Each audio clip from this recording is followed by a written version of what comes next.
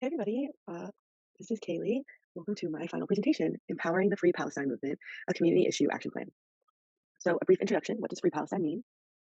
Uh, the mission of the Free Palestine Movement is advocating for the end of the occupation of Palestine through mass mobilization, awareness, and grassroots organizing in order to support the rights, freedom, justice, and self-determination and right of return for the Palestinian people. And this is seen through six core areas. First is community empowerment, specifically through fostering engagement, self-efficacy, and collaborative decision-making amongst the Palestinian community and its supporters.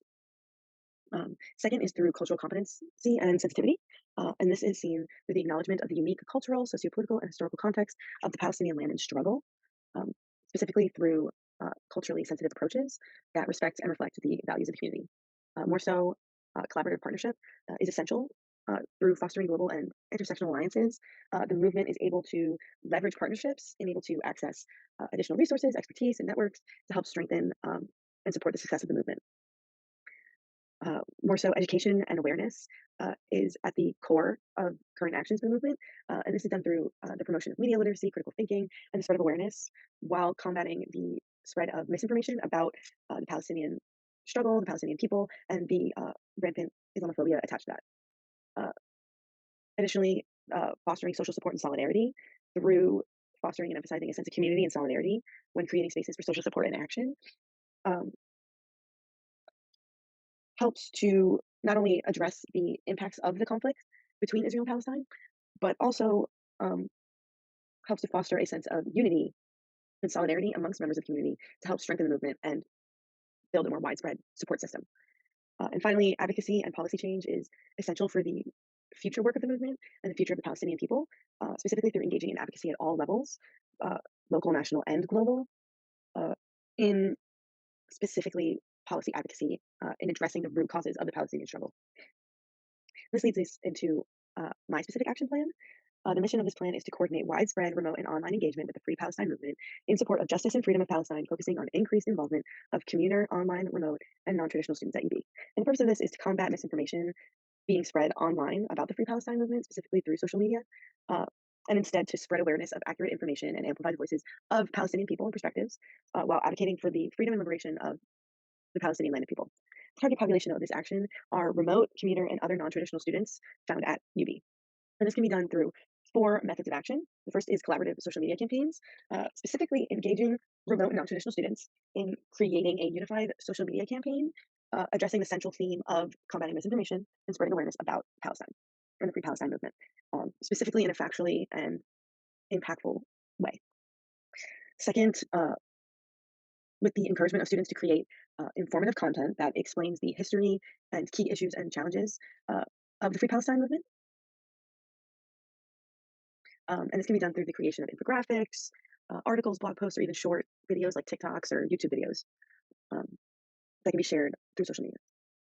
Third, through the organization of virtual events and webinars uh, led by prominent figures or scholars or activists and organizers um, from within the movement to debate, discuss, and break down different aspects of the Free Palestine movement. Uh, and finally, through online advocacy challenges, such as launching online challenges that encourage students to share their support um, and power to be used in favor of the Free Palestine movement uh, across different social media platforms. So, what type of organizing are we looking at in the Free Palestine movement? That's going to be grassroots organizing. So, grassroots organizing is a community driven approach which focuses on a bottom up perspective at community organizing. So, this is seen through the utilization of initiatives and movements that center on community efforts over outside sources and prioritizing empowering individuals in order to empower communities as a whole. And this is done through um, advocating for active community involvement in organizing efforts. Um, and this method of organizing really strives to center and build unity, solidarity, empathy, and a collective sense of purpose within communities to foster collective power towards an issue or different issues facing the community. So, why is this relevant for the Free Palestine movement? Well, grassroots organizing helps to empower the Palestinian community to find a sense of ownership and a sense of commitment to the movement to make certain strategies and initiatives compatible with communities' needs, hopes, and values. And this is done through letting the community itself lead these organization efforts, as well as be the main voices in shaping them. And this helps to permit a more intersectional, culturally relevant, and contextually dependent approach to the fight for Palestinian liberation. It also specifically highlights the cultural, historical, and socio-political factors um, organizers need to utilize or keep in mind when utilizing specific strategies uh, in order to better support the movement. Um, and this can be seen through building commitment, strength, different leadership abilities, and skills in order to create a more sustainable and resilient long-term movement in order to best support uh, the Palestinian people. So, what are different assets of the Free Palestine movement? Uh, so, the first is educational programs, such as workshops, teaching, seminars, lectures, different campaigns that help to spread awareness, combat misinformation, and disseminate accurate information about the Palestinian cause. An example of this is actually an informative talk that was recently hosted on October 16th by the UB chapter of the Students for Justice in Palestine that had different had religious leaders as well as different uh, scholars and professors leading a talk about the movement. Next is leadership development, specifically through activists, students, religious leaders, business owners, social justice organizations, all with expertise in diplomacy, activism, advocacy, and conflict resolution. So, one example was a webinar recently hosted by the National Organization for Students for Justice in Palestine that was sharing resources that focused on individuals starting their own chapters of the organization. And the third and final form of human capital found within the movement is Palestinian student activists. Specifically, my specific example was the student organizer that I interviewed for my own uh, interview reflection, Joseph Fisher, who is a student organizer working for the University of Michigan chapter of Students for Justice in Palestine, and also working with the anti-war organization We Are Dissenters.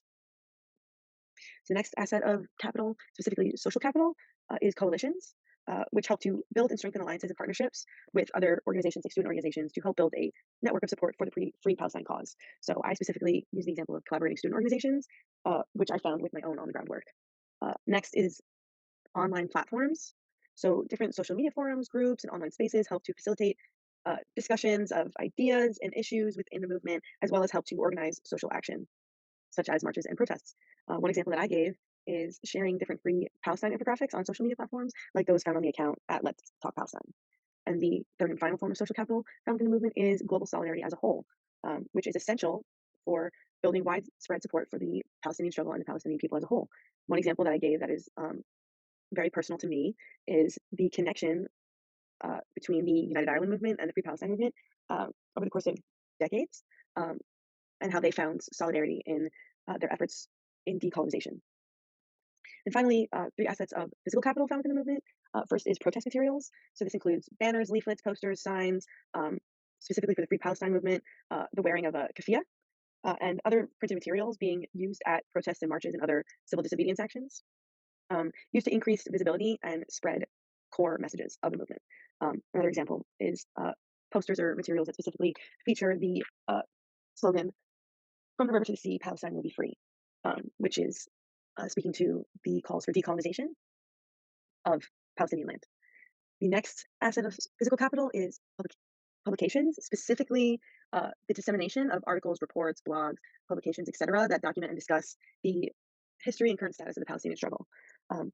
One key example current to what's going on right now is the ongoing NACA towards a legal framework for Palestine, uh, which was published by The Nation after it was denied by the Harvard Legal Review due to being considered too controversial and is what is seen as being seen as an effort to censor or silence Palestinian voices.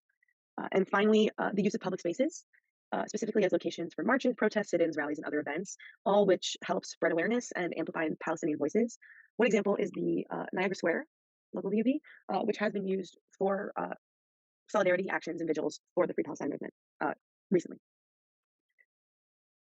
Uh, how do we get people to buy into the movement? How do we get them to buy into the action, the plan? One is through engaging social media. Now, specifically, this means engaging wider numbers of people to help increase the potential engagement and support in the Free Palestine cause, um, beyond just the borders, the physical borders of UB and of the Buffalo area, through our remote and non-traditional students, out into the different communities and different um, third places that these people and students inhabit. Third is through the cultivation of strategic alliances, specifically building and mobilizing mass support, as well as creating intersectional coalitions, all of which encourage collaboration uh, and amplify diverse ideas and perspectives, all in order to build mass support for actions supporting the movement uh, and the Palestinian people. And finally, through the engagement of university authorities in order to strengthen alliances and direct these universities uh, and their capital towards applying public pressure on university administrations and authorities to divest from um, Israel and associated weapons manufacturers and distributors. When thinking of who to partner with, some potential positive and effective partners within the Free Palestine movement, one could be found through the UB chapter of the Students for Justice in Palestine, which is a student organization uh, at UB that is focused on the Palestinian struggle and achieving justice for the Palestinian people. The second potential partner is the We Are Dissenters organization, which is a social justice organization that is focused on challenging the war industry and specifically reclaiming war industry resources amongst younger generations through advocacy and activism. And finally, uh, through working with student organizers like my own interview subject, like Joseph Fisher, who has been working with the Free Palestine movement to achieve justice and freedom from oppression and the colonization for the Palestinian land and people. Developing leadership. What strategies can we use to develop leadership within the Free Palestine movement specifically? First is through utilizing non-hierarchical structures within our organization efforts in order to decentralize decision making and action and address more widespread concerns and uh, values.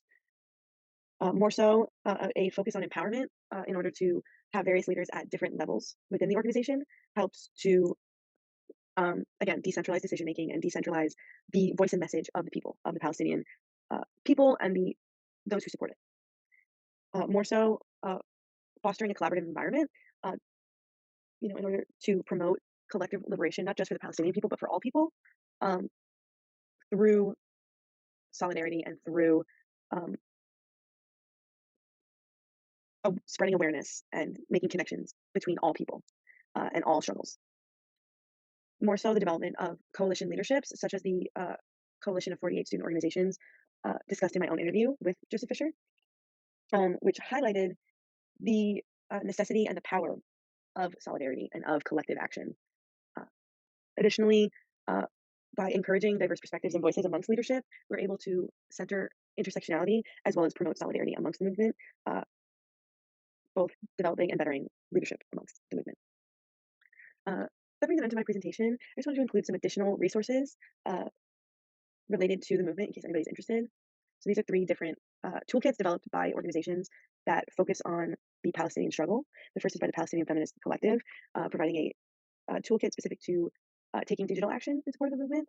The USCPR uh, Take Action homepage, which features a lot of different resources and ways to take action in general support of the Palestinian people. Um, and finally, the Rally Toolkit, developed by Within Our Lifetime, that is specific on resources and tips and tools to use when at rallies, protests, and other civil disobedience actions. Thank you for taking the time to listen to my